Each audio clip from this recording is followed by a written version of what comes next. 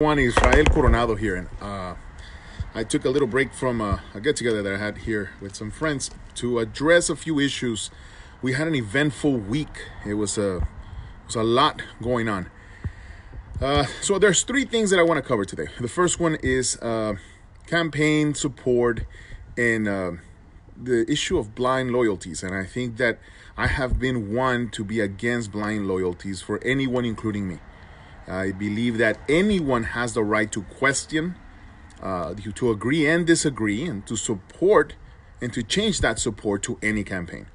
I got a number of calls asking about certain individuals who decided to support another campaign. And to that, I would advise you go ask those people who switched this support from our campaign to another. To ask them. I don't have an answer for that. I know that moving forward, there will be tough decisions to be made. And there are decisions that are going to be made where maybe you're not going to agree, and that is fine. That's why we have this system of democracy, that if you don't agree, we'll always have an opportunity to come together, have discussions, have a dialogue. Now, as we move forward, I know that unfortunately, the city of Mercedes has been used to running campaigns that are full of smearing mud all over the place, and this whole game of dirty politics needs to come to an end. What I ask from the audience is that you ask yourself if any of the allegations that are made, one, have anything to do with the city.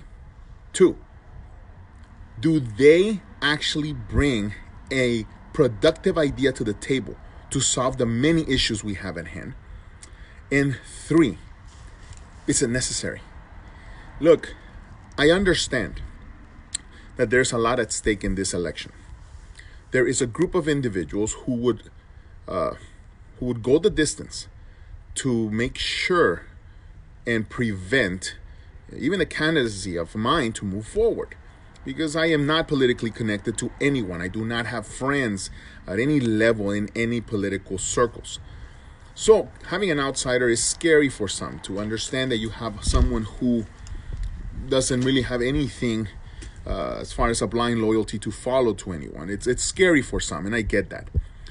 But understand that as we move forward with these campaigns, I did reach out to at least Mr. Montoya, who is the other candidate who's also running. And we both agreed that we should move forward in a more mature and a civil way of doing politics, to bring the issues to the table and not, I ask at least my supporters on my end to please make sure that when we do move forward, we speak in truth, that we stick to the issues at hand. And just like myself, I know that he has no control over some individuals who may want to bring up other issues that are nonsense. And simply because, you have all these questions floating around, always remember those three things. Is it truthful? Does it bring something to the table, something constructive to the table? And how is it going to fix our problems that we have at hand? We have so many. The second issue I want to address, and I'll move on. I'll move on for that. I think that's enough energy that we've spent, as far as many people have been questioning about this, and I think that's plenty of energy to spend on this. That's completely immature.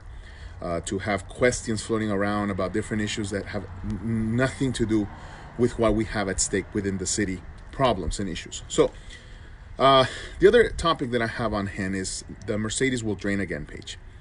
I created that page shortly after the floods of 2018. And it was done so in an attempt to unite the public through social media to be able to expose the deficiencies that we have, as well as bring forth solutions. And now I'm a candidate. So I have stepped away from that page, and I still am an administrator in that page. And I know that one of the questions that was brought to me today is about releasing the name of the people who are part of this page. And I am here to tell you that that's not going to happen. Not by any means. There are people on that page who are administrators who would prefer to stay anonymous. Look, let's be real. Retaliation is right here. We talk about corruption like an abstract concept somewhere out there in another country. It's right here in Mercedes. That retaliatory process of going after people's livelihoods, their own freedoms. Okay, it's very real. So, no, I am not going to be releasing any names of anybody on that page. That's not going to happen. Two, I am a candidate, which means that I have made available that page to any other candidate. And take this as an invitation. I'm doing this from my own personal campaign page. So if you are a candidate and you wish to have either yourself or also have somebody who manages your Facebook accounts be part of the administrative groups, by all means, I'll make sure that we add you on that page. We have simple rules. Make sure it's truthful. Make sure it's professional. And if it's a campaign issue, just put there that we welcome all candidates to share their vision for our community with our audience. And it's simple. I think that makes it fair for everybody. It is a platform for the whole city. So I welcome Mr. Montoya. I know Mr. Jacob Howell has announced as well. Mr. Joe Martinez has announced as well. So if you guys have someone who would like to be part of that team to be able to promote your vision, by all means, just give me a call, send me a text, and we make sure that will happen. Moving on to the issues at hand we have with our city, the audit. The audit, it was presented last Tuesday. And there was a few things that I looked at just from that short presentation. It was 150 pages they presented to the city, and we got to see none. I wish, many people speak of transparency, but few actually move forward with it. I hope that the city commission votes on doing a workshop with this audit so that we can see exactly what are the adjustments. There were 41 adjustments, and the auditor himself made a mention that the normal number of adjustments should have been half of that or less. So having so many adjustments raises questions. This is an audit that is not a forensic audit. It's just only an audit that the city, an audit is only as good as what you put into it. And that even the auditors themselves said that. So if they ask for documents from the city and the city does not provide them, well, then you can't have a complete audit of the finances of the city.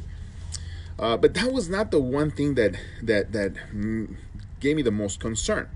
The one thing that made me worry the most is the true state of our city. The mayor was quick to point out that we had $3.5 million on the general fund, the rainy day fund. If something happens, any company, any business, any body of governance should have 60 to 90 days of expenses to be able to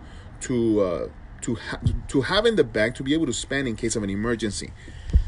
Now, $3.5 million is in that ballpark. It's about 90. That's 4 months. That's great. Problem is when you look at the details on those $3.5 million. We only have $200,000 cash of that, liquid assets that we can tap into, which is not 4 months. It's only 8 days. And that's the reality of where we're living. We're looking at a situation that if something happens, we don't have $3.5 million in the bank. The assets that they were referring to is not something that we can tap into immediately. And that's of concern. So it is issues like this that I hope everybody starts having these conversations with their sisters, their brothers, their family members in the city of Mercedes, because this is serious. Whoever wins this next election is going to have to be facing some real problems to be able to deal with the finances of the city. And I hope that this helps. Share this message, please, with everyone.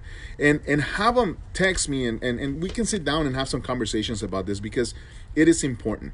When you see that pothole down the street from you, when you see that light that is flickering in the middle of the night and it hasn't been fixed, when you have sewer waters running into your backyard or another flood in another 500-year flood event, I think that those are issues that wake up our community.